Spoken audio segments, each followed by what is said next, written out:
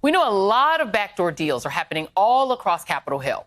Hey, we've seen House of Cards.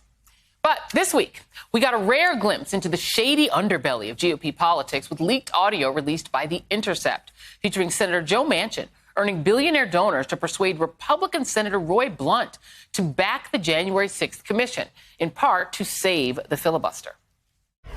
I need to find 3 more good Republican senators that'll vote for the commission so that at least we can tamp them down to where people say Republicans won't even do the simple lift, common sense of basically voting to do a commission that was truly bipartisan. So once that people, and it really, it just really emboldens the far left saying, I showed you, how's that bipartisan working for you now, Joe? On the call, Manchin also specified some objections to the For the People Act, something we learned more about today when he released a wish list of changes to the legislation, which included making Election Day a public holiday, banning partisan gerrymandering, but requiring ID, a list, to the surprise of many on the left, that voting rights advocate Stacey Abrams appeared to support. But as we know too well, Republicans gonna Republican, with Senator Mitch McConnell flanked by GOP senators vowing to block any legislation, which Senate Majority Leader Chuck Schumer says the Senate will vote to advance on Tuesday. Joining me now is Michael Harriot, senior writer for The Root and author of the upcoming book, Black AF History, the Unwhitewashed Story of America, which I cannot wait to read, and Jonathan Cott, Democratic strategist and a former senior advisor to Joe Manchin, who's now with Capitol Counsel. Let me actually start with you, Mr. Cott, because there's been a lot of skepticism about Senator Manchin's role, to be honest, and whether or not he's playing above board. That Intercept audio makes it certainly sound like what he's doing is looking out potentially for the future job prospects of Republicans, trying to sort of pad and pave their way with wealthy donors as a way to do the sausage making of making a deal. To me, that is called negotiating with the wrong people. He's not talking to the people who'd be affected by voting rights, to, black lawmakers like Raphael Warnock, who have got to run in these elections. Why is he talking to those rich folks instead of to the people who are actually directly affected by these pieces of legislation? He's certainly talking to the people directly affected by the legislation. The thing I found out after a couple of weeks working for Joe Manchin, and certainly after 7 years, is he will literally talk to anybody. His phone does not stop ringing. Mostly, I would say 90% of the time, it's from 3 or 4 numbers in West Virginia, because if you've met Joe Manchin, you probably has the cell phone number. But he will talk to anybody. That was 1 hour of his day. I'm guessing he spent another 15, 16 hours of his day talking to other people. He works both sides of the aisle. He's talking to his moderate Republican friends. And that paid off this week when you saw an infrastructure deal come together. So I don't think he's talking to one group of people and not the other. It's just an example of him literally talking to everybody.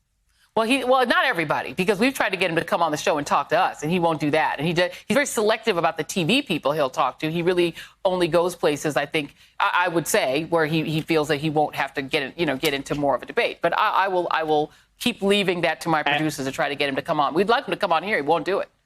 He won't even. He said no. As his former communications director, he rarely said no to TV interviews, even when I tried to get him to say no. And he did everything from the Young Turks to Sean Hannity. So he is willing to talk to anybody. But I'll see what I can do. I'll see what I can do.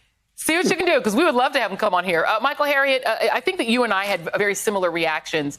I read your Twitter religiously, and to the prospect of the Manchin compromise. Tell me what your impressions of it were, and do you think that it is a good framework to start from to get a bipartisan bill? So the impression of it is a light version of the voter suppression bills that we've been seeing all around the country, with a few compromises thrown in that no one was asking for. The point of the John Lewis Voting Act, the point of why we're going through all of this, is because the Supreme Court stripped preclearance away. So without preclearance, none of this would have even mattered. Now, having voter ID, we know voter ID disenfranchises people, disproportionately people of color, right? So, whether it is a national voter ID or some kind of form of voter ID, is an asinine thing to do, because you're simply saying we're going to compromise with a few people, we don't know how many, some people's voting right. So we're okay with disenfranchising some people. And so I don't see how anyone could even feel comfortable slapping John Lewis's name on a bill that disenfranchises voters. I don't see, and we know with the gerrymandering thing, computerized gerrymandering will disproportionately affect African-American lawmakers, because what happened is Republicans and conservatives split up those districts, and now they're saying, well, since those districts are not contiguous, we should just gerrymander them by computer, which is a crazy idea. So this bill, having a national holiday is something that is good, but it is nothing that someone is asking for. And I think we should also point out, and this is the most important fact, that there is no widespread voter fraud, right? So we're trying to cure something that doesn't exist. Why don't you ask people for blood samples so you can prove they're not androids? Because that doesn't happen either. Why don't you just ask them if you can just, give a retina scan to prove that they can't turn invisible and go in the voting booth? Because that doesn't happen either, right? Why that is more likely to happen, or as likely to happen, is widespread voter fraud. So he's trying to fix something that doesn't exist to appease Republicans. Well, and it's not appeasing them. So here's what happened today, Jonathan Cott. Stacey Abrams came out and she said some good things about the bill, calling it a critical step forward, saying it's moving the ball forward, which makes sense because she's negotiating with somebody who hadn't even said what he wanted. Then he says what he wants. She comes out. She says, this is a good start. At least that's going somewhere. OK, here's what Mitch McConnell said it's like 2 seconds after she said it sounds like a framework that we could start with. Here's Mitch McConnell. This is cut 2. A revised version produced by one of the Democrats yesterday, which has been endorsed by Stacey Abrams, in what is of extraordinarily dubious constitutionality, would remove redistricting from state legislatures and hand it over to computers. Equally unacceptable, totally inappropriate.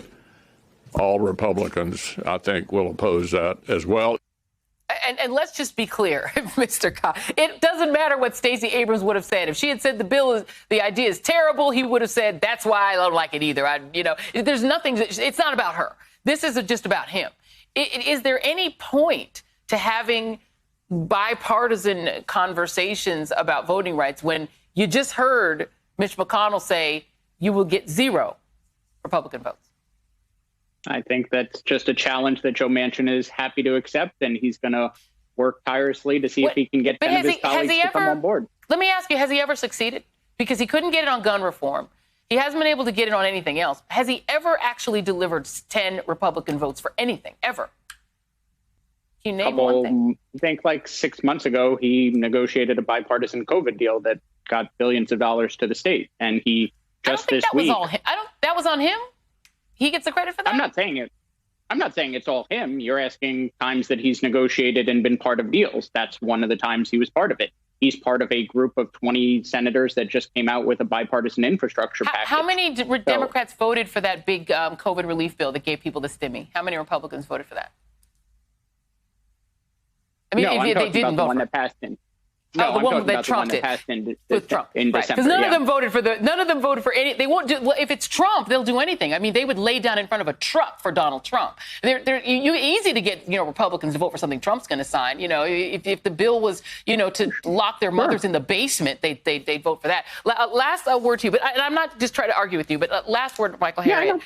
If at the end of the day we wind up with a bill that just does the voting stuff.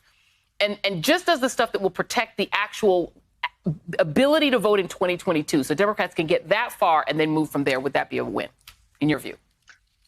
I think so. I think what we need, what is most important, is pre-clearance and the ability to stop these states and these districts from gerrymandering and disenfranchising Black voters. And I think that is the most important part. And if it's done, it won't be via Republicans. Republicans won't sign on to anything. I don't know why we're in this fruitless efforts. And Joe Manchin isn't going to get it done because he's never, ever done it.